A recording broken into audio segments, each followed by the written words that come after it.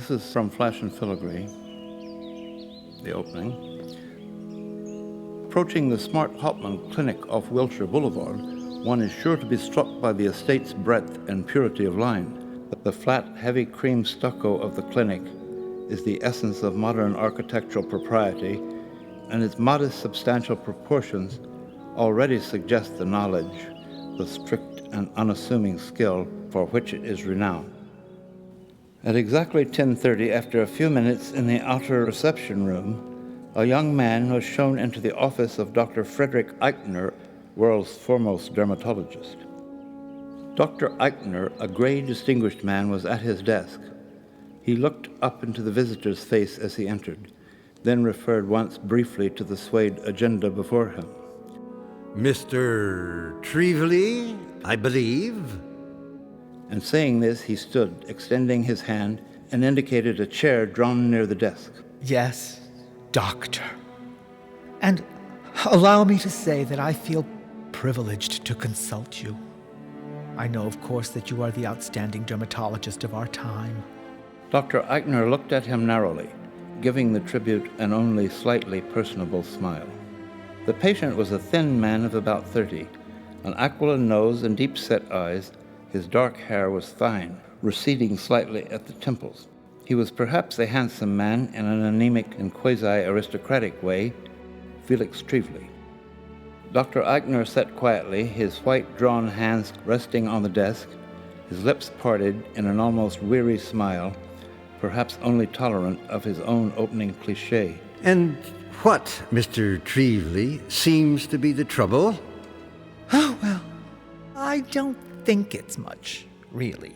I have, or rather did have, a certain lesion. A lesion which wouldn't, or at least didn't, close. I see. And where is this lesion? Well, at first it was only a pustule. May I see it? I should like to give you some particulars, which may facilitate, or rather have some bearing on the diagnosis. Yes. Yes, of course. As I say, it began about a year ago. Simply an irritation at first on the fleshy hinder part of the calf, or the left leg. A small boil, actually a cystic mass. A wen, if you like. Extremely small. I noticed it bathing. And when I got out of the bath, I opened it with a needle, sterilized, of course. I pressed out the secretion and swabbed it down with tincture of methylate, 2% solution. The young man's eyes met the doctor's as he spoke, and they were sharply blue and perceptive.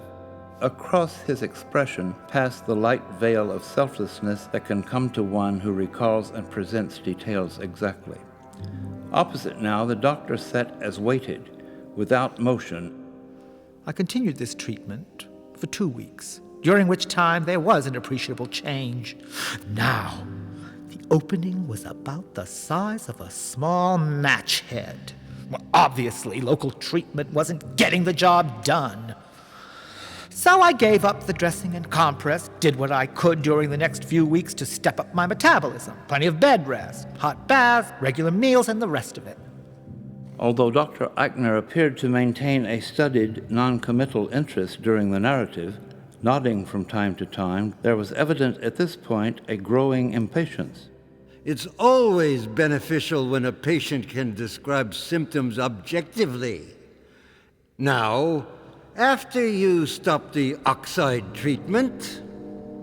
Well, I began to make a point of wearing only white cotton next to the lesion. White cotton socks. Had body rub-downs twice a week. Eliminated nicotine, alcohol, caffeine, tannic acid, and so on from my diet. But it was persistent, you see. And actually it was taking up a lot of my attention. A lot of my thoughts. Not that it was painful. No, it was the persistence of it, you see. You can understand that, how it could be disturbing, psychologically. Oh, yes. Yes, of course. Yes. Well, I decided I was worrying too much about it. Decided to put it out of my mind. So I forgot about it completely. I didn't bother to look at it when I bathed, and I stopped wearing the white cotton socks. I didn't have occasion to see it again for 6 months. When I did, the opening then was about the size of a small coin and almost an inch deep. I packed it with a cancer culture, cerebral cancer, and covered it with a Band-Aid. I'm afraid I don't follow you. Well, I don't know the technical terms, of course, but it was a cerebral cancer culture from the Rene laboratories. I have a friend who's in bioresearch there, you see. And sometimes I stop around to pick him up when we're going out together. Naturally, he often shows me the work he's doing. This time it happened to be with cerebral cancer. And there were these tubes, or vials, if you like, of culture, sitting in the rack. Oh, I'd noticed them before, of course, without thinking anything in particular about it. This night, though, he'd been working with some pretty nasty strains, and he was a long time in washing up. So, while I was alone, waiting for him there in the lab, I happened to think of the lesion. It may have been smarting slightly, I don't remember. But anyway, I had a look. "Still there, are you?" I said. "Just sitting there all alone with nothing to do? Well, now we'll just have to do something about that, won't we?" And I took down one of the tubes of culture, scooped some out with my finger, and filled up the lesion with it. Packed it right in. About the color and consistency of wet yeast it was. Do you know it at all, by the way? Oh, of course you do. Anyway, I sealed it over with a Band-Aid. With a what? A Band-Aid. You know, a small adhesive compress. I'd been carrying a pack since the earlier treatments. Yes, I see. Well, and so I went on about my own affairs. I didn't pay the slightest attention to it. Not the slightest. In fact, I didn't see it again for another long period. About 4 months, actually. It was covered with the compress, which I managed to keep out of the water so it wouldn't come off when I was taking a bath. Then I had a look, quite by accident as a matter of fact, when the compress finally did slip off as I was dressing 2 weeks ago. That's when I made the appointment. I told the girl, your secretary, I suppose, that it wasn't urgent, but she suggested this date. I had a look at the lesion this morning. It seems completely healed over. I'll just show you. Then Mr. Trevelyan leaned forward and raised his eyes to poise a look almost of challenge at the doctor. Dr. Eichner didn't move for a moment, his head resting on his hand. Yes. Yes. Just step over here to the light.